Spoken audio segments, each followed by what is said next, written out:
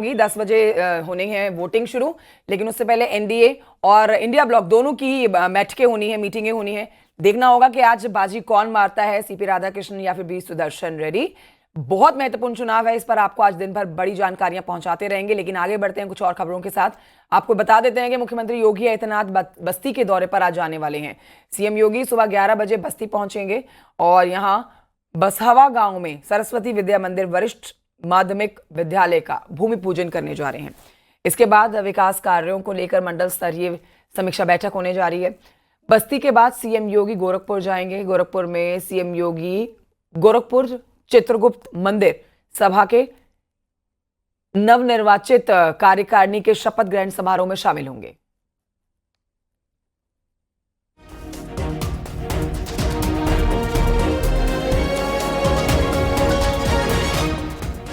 प्रधानमंत्री नरेंद्र मोदी आज हिमाचल प्रदेश और पंजाब के बाढ़ इलाकों का दौरा करेंगे।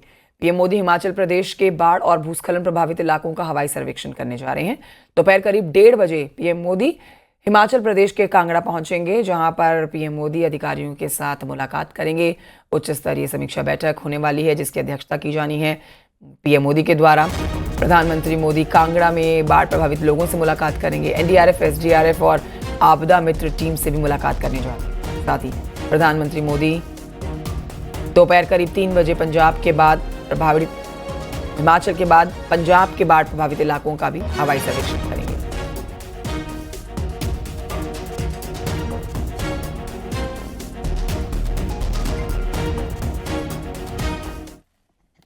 पहाड़ी क्षेत्रों में भारी बारिश होने से गंगा और यमुना का जलस्तर लगातार बढ़ रहा है। मथुरा में यमुना का जलस्तर बढ़ गया है। वृंदावन में यमुना से सटी हुई कॉलोनी केशव नगर में पानी भरा हुआ है। हालात बेहद खराब हैं। देखिए, कई इलाकों में कई फीट तक का पानी है और कई इलाके तो घाटों में तब्दील हो चुके हैं। पुलिस बल तैनात है। हरदोई में गंगा और गर्रा नदी की बाढ़ से हालत बेहाल है, बहुत खराब है। जिले की यहां पर 5 तहसीलों के 99 गांव बाढ़ की चपेट में हैं। हरदोई में प्रशासन ने राहत कार्यों के लिए 10 मोटर बोट और 6 नावें लगाई।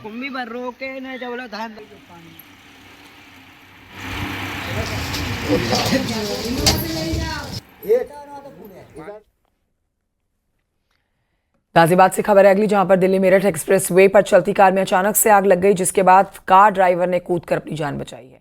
आग सीएनजी सिलेंडर में ब्लास्ट होने की वजह से लगी है। देखिए तस्वीरें। फायर ब्रिगेड की टीम ने आग पर काबू पा लिया है।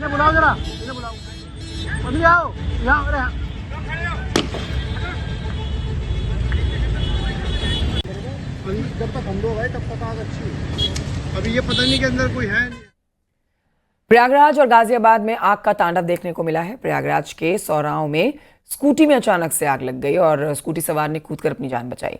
मौके पर पहुंची है फायर ब्रिगेड की टीम, जिसने आग पर काबू पाया है।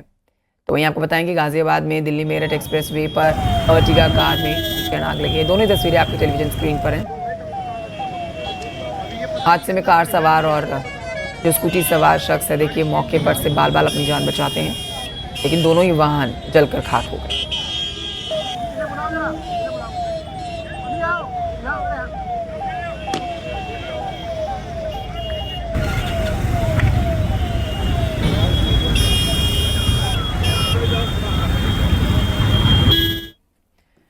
बाबा बागेश्वर के बयान पर घमासान मचा हुआ है।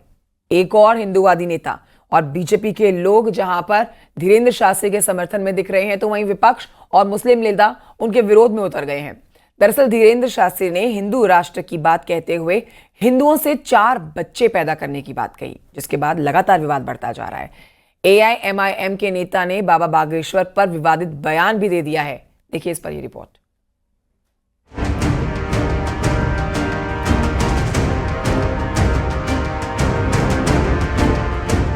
न्यूज 18 के खास शो पर बाबा बागेश्वर के दिए बयान पर घमासान छिड़ा हुआ है।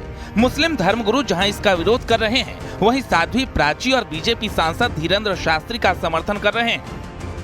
हम तो लगे हैं, हमारे कार्यकर्ता लगे हैं, राष्ट्रीय स्वयंसेवक संघ और हिंदू संगठनों के सभी कार्यकर्ता लगे हुए। आप करिए, उन शेरनियों को निकाल के लाइए। शाहीन बाग वाली, वो शाहीन बाग में जो नंगा नाच कर रही थी, और बॉर्डर पर जो बैठी थी बाढ़ से वो निपटाएगी तुम्हें। इंटरनेशनल अगर आप चीज़ चेक करें, ये जो आबादी है उसका संतुलन तो बिगड़ा है, इसमें तो दो राय है। तो इसके अंदर इसमें भी दो राय नहीं है कि भाई बागी बारिश ने ये भी कहा बाबा ने कि भारत का जो मुसलमान है 99% 95% वो यही की धरती पर उससे ज़बरदस्ती किसी ज़माने में मुसलमान बनाए और उनको रिजिड बना दिया गया, क्योंकि उनको शिक्षा ही ऐसी दी गई रिजिड है। तो उन्होंने कोई ऐसी गलत बात तो नहीं कही है।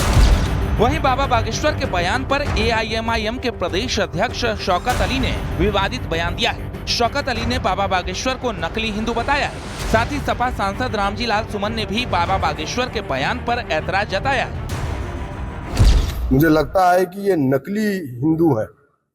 धीरेन्द्र शास्त्री जो है, देखिए इस दुनिया में सबसे पहला शख्स अगर कोई आया तो उसका नाम था आदम अलैहिस्सलाम। ये हमारा मानना है, हमारा फेथ है। माई हवा उनकी जो वाइफ थी, और वहीं से इंसानियत शुरू हुई, आदम से आदमियत, आदम बना।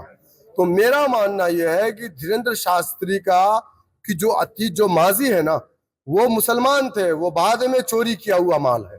कथावाचकों का सवाल है, ये कोई कथावाचक नहीं है, ये भारतीय जनता पार्टी के स्टार प्रचारक हैं, उन्हीं के लिए काम कर रहे हैं। न तो उनकी शिक्षा है, न कोई दीक्षा है, न कोई ज्ञान है।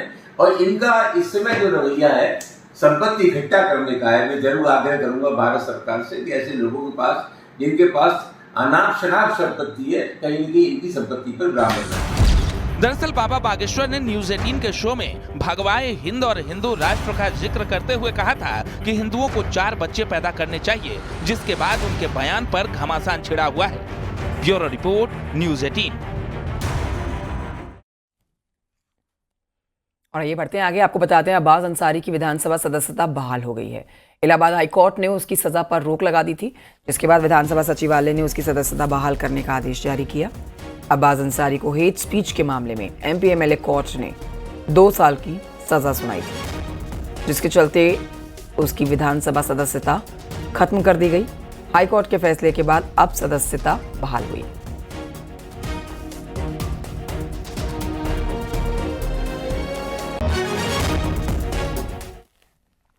अभिनेत्री रकुलप्रीत सिंह वाराणसी पहुंची है। मां गंगा का वैदिक रीति आरती पूजन इन्होंने किया है। इस दौरान रकुलप्रीत सिंह ने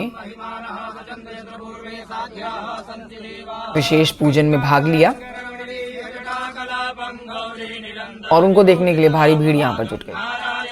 आरती में शामिल होने के पहले रकुलप्रीत काशी विश्वनाथ मंदिर में पहुंची, जहां उन्होंने गर्भगृह में बाबा विश्वनाथ का दर्शन किया।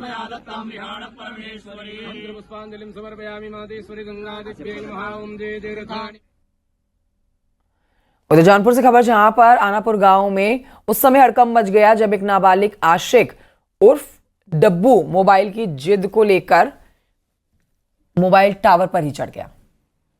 मोबाइल ना देने से नाराज इस किशोर ने देखिए टावर पर चढ़कर जमकर हंगामा किया। इस ड्रामेबाजी का वीडियो भी वायरल है। बाद में इसको समझाया गया और नीचे उतारा गया।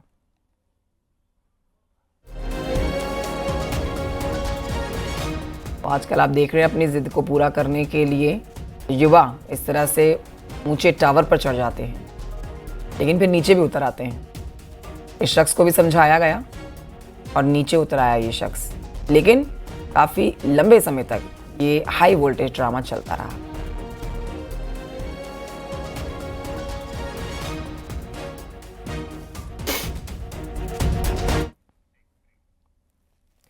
और इन्हीं